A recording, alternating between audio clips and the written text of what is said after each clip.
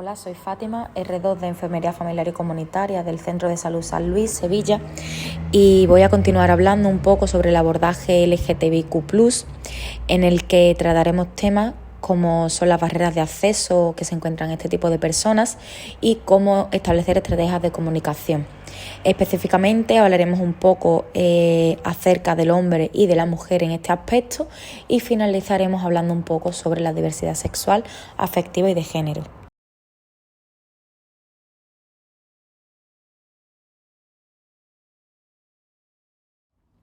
En un primer lugar, vamos a hablar sobre la salud integral de las personas LGTBIQ+. Por un lado, hablar de las barreras al acceso de los servicios de salud que presentan este tipo de personas. Para poder promover una atención inclusiva, se recomienda colocar algún cartel representativo que especifique que la calidad que se brinda en esta institución es de calidad y que no se condiciona ni está condicionada por otros factores como por ejemplo la edad, la religión, las capacidades físicas o mentales y lo que nos concierne en el abordaje de este tema, la orientación sexual y o de identidad de género. Por otro lado, también creemos que es importante establecer estrategias que faciliten la comunicación,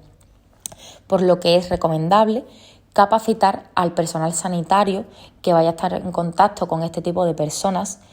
para realizar preguntas o entrevistas respetuosas desde un punto de vista de la diversidad, donde se favorezca el uso de preguntas abiertas y que no presupongan la orientación sexual de la persona entrevistada, ni que esta persona se sienta juzgada ni estigmatizada. Para esto es necesario utilizar y que se capacita al personal que va a estar en contacto con estas personas de un lenguaje inclusivo o neutro, como por ejemplo en una entrevista preguntar si la persona tiene pareja o si está saliendo con alguien o si convive con alguien, en lugar de dar por hecho si tiene novio o novia o preguntar si tiene novio o novia. Destacar también en este punto que el control de la salud de las personas LGTBI es el mismo que el de cualquier otra persona,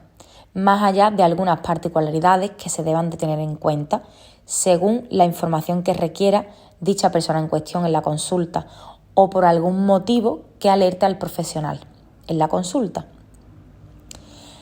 La ampliación del acceso a la salud de las personas LGTBI debe estar en sintonía con la importancia que la tiene la estrategia de atención primaria para cualquier otra persona.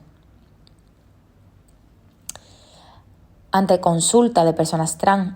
o intersexuales que deseen alguna modificación corporal, será necesario en este caso una atención interdisciplinaria, en lo que estábamos comentando antes de algunas particularidades que tuviera la consulta en el caso de que acudiera alguna persona trans. Pues habría que trabajar de manera interdisciplinar, complementaria y coordinada con diferentes especialidades y en un nivel de atención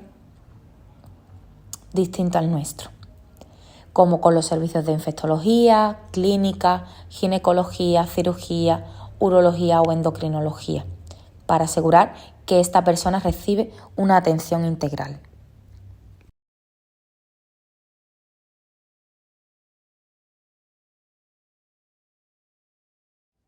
En la línea de lo que estábamos comentando anteriormente, a continuación vamos a especificar algunas recomendaciones en el caso de que en la consulta nos acudiera alguna mujer lesbiana o bisexual. En la sociedad en la que vivimos, al igual que cualquier ciudadano, los profesionales sanitarios pues no están exentos de creer y reproducir los modelos heteronormativos en los que estamos inmersos. Por eso creemos que es necesario capacitar y formar a estos profesionales que van a estar en contacto constante con este tipo de población para evitar al menos que caigan en la medida de lo posible en estos modelos heteronormativos. A continuación voy a exponer algunos supuestos que actualmente no corresponden con el nuevo paradigma de la diversidad sexual, como por ejemplo creer que todas las mujeres son heterosexuales, que estas mujeres heterosexuales no desean tener hijos, que las mujeres lesbianas, por el hecho de serlos, no desean ser madres, o, por ejemplo, que en las parejas conformadas por mujeres no hay situaciones de violencia y que en estas parejas conformadas por mujeres tienen menos riesgo de contraer infecciones de transmisión sexual. Estos supuestos lo que hacen es alejar a las mujeres de sus controles ginecológicos periódicos. Por eso es necesario la capacitación, como hemos dicho anteriormente, y además la sensibilización activa de los profesionales en diversidad sexual. Respecto a la atención ginecológica, como hemos mencionado anteriormente, las pautas de prevención y abordaje del cuello uterino y de todos los cribados en atención ginecológica en las mujeres lesbianas y bisexuales son las mismas a implementar que en las heterosexuales, no hay distinción alguna por el hecho de serlo. Finalmente, dar unas pinceladas muy breves de prevención de ITS en lesbianas y bisexuales. Simplemente comentar que es fundamental la utilización de las barreras de late.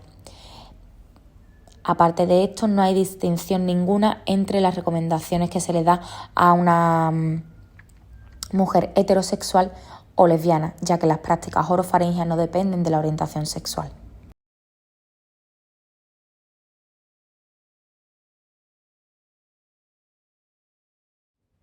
A continuación, vamos a dar también unas pinceladas en el caso de que la persona que entre por nuestra consulta sea un varón gay. Tener en cuenta que siempre hay que llevar un abordaje integral, respetuoso y de calidad, pero que también en la atención vamos a necesitar de otras disciplinas, como por ejemplo en este caso tener en cuenta que vamos a tener que contar con los servicios de proctología y urología, hacer o recomendar estudios como la penescopia y PAP anales, tener en cuenta también la prevención de cáncer de próstata y de colon y tener a nuestra disposición recursos como por ejemplo la vacunación de la hepatitis B y la atención de las lesiones producidas por el HPV. Recomendar a este tipo de personas en la consulta y informar de la importancia de un examen anorrectal, sin que sea este el foco del examen clínico de estos pacientes, pero sí informar de la importancia de que se realice. Por eso debe ser uno de los procedimientos a realizar para que sea una consulta completa con una visión positiva y cuidadosa con nuestra sexualidad.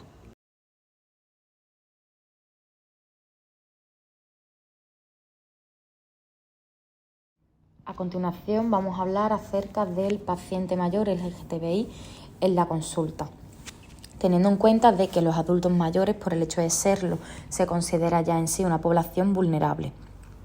Además de estos problemas de salud que ya tienen estas personas mayores, muchos se enfrentan a la discriminación por edad y sesgos de orientación sexual.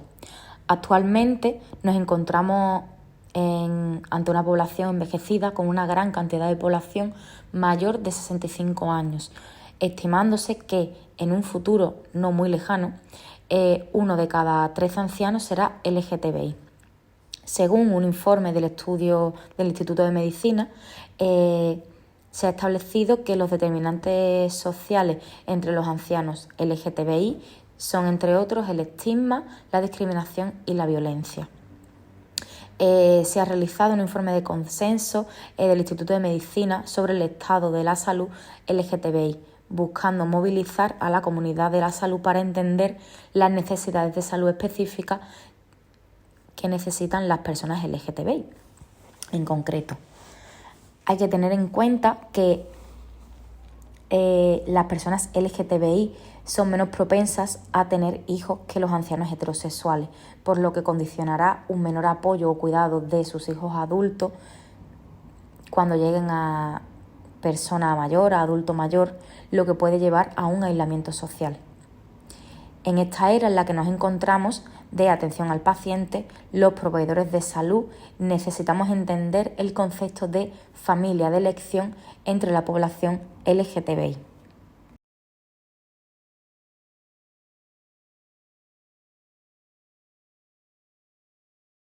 Por otro lado, vamos a hablar más detalladamente de las siguientes necesidades y problemas de salud de los ancianos LGTBI. Por un lado, los ancianos transexuales pueden experimentar resultados negativos para la salud debido al uso de hormonas a largo plazo. Respecto al VIH-Sida, También afecta a personas mayores, así como a personas LGTBI más jóvenes. Sin embargo, pocos programas de prevención existen actualmente dirigidos a los adultos mayores. Estos adultos experimentan el estigma, la discriminación y la violencia en todo el ciclo de su vida, como hemos hablado antes, en cuestión a los determinantes de salud que presentan. Esta población son menos propensas a tener hijos que los ancianos heterosexuales y, por lo tanto, menos propensos a recibir cuidado de sus hijos adultos. En definitiva, la falta de profesionales de la salud culturalmente competentes en este aspecto contribuye a las disparidades de salud en curso, por lo que los ancianos LGTBI son una minoría marginada en una sociedad que envejece, como hemos dicho actualmente, que estamos en una situación en la que la población está muy envejecida. Esta población tiene la mayor tasa de consumo de tabaco y alcohol, con el riesgo cardiovascular y coronario que ello conlleva, sumado a sus patologías crónicas de base.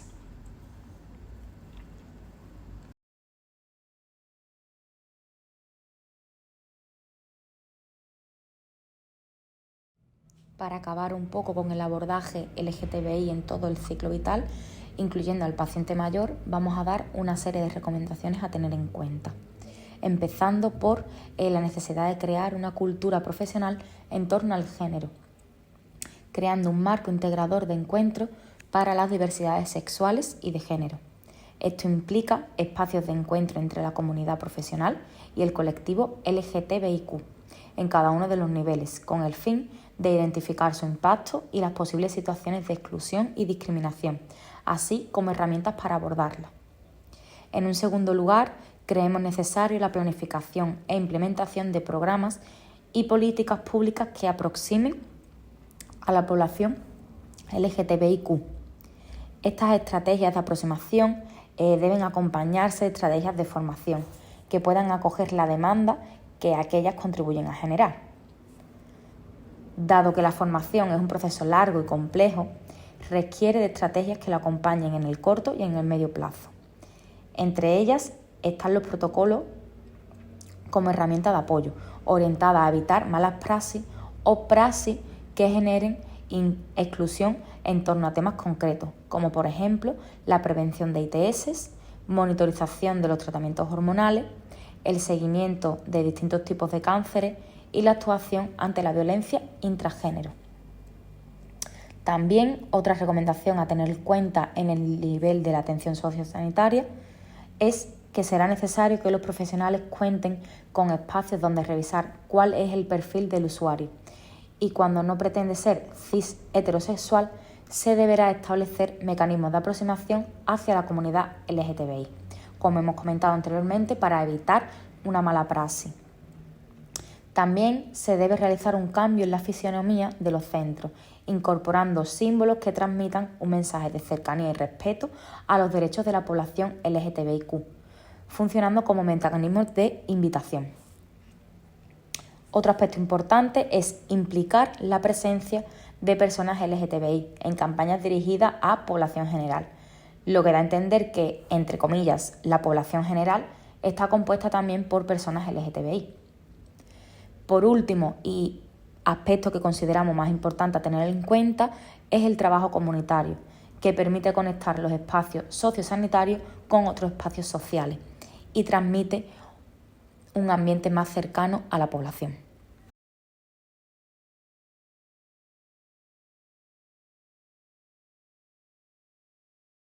A continuación vamos a hablar brevemente sobre la diversidad afectiva, sexual y de género.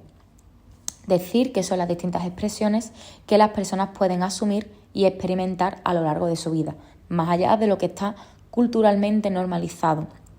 que en nuestra sociedad es la orientación heterosexual.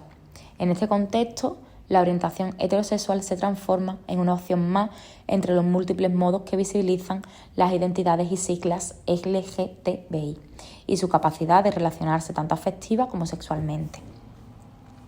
En este contexto vamos a diferenciar 4 dimensiones sobre la sexualidad: identidad de género, orientación sexual, expresión de género y sexo biológico. empezando por la identidad de género, decir que es cómo te sientes con respecto a ti mismo y es la forma en que tu cerebro interpreta quién eres y no está ligado para nada al sexo biológico.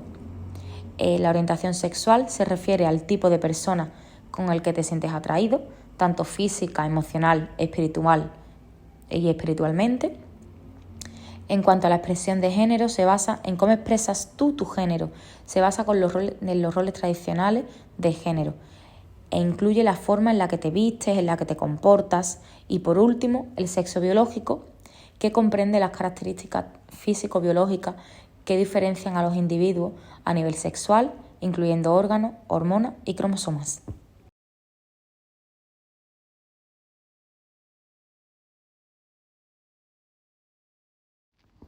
Por último, y para concluir, decir que es muy importante capacitar y sensibilizar a los profesionales de la salud que van a estar en contacto con este tipo de población para crear un ambiente seguro y establecer una relación de confianza. Hasta aquí el abordaje LGTBI y muchas gracias.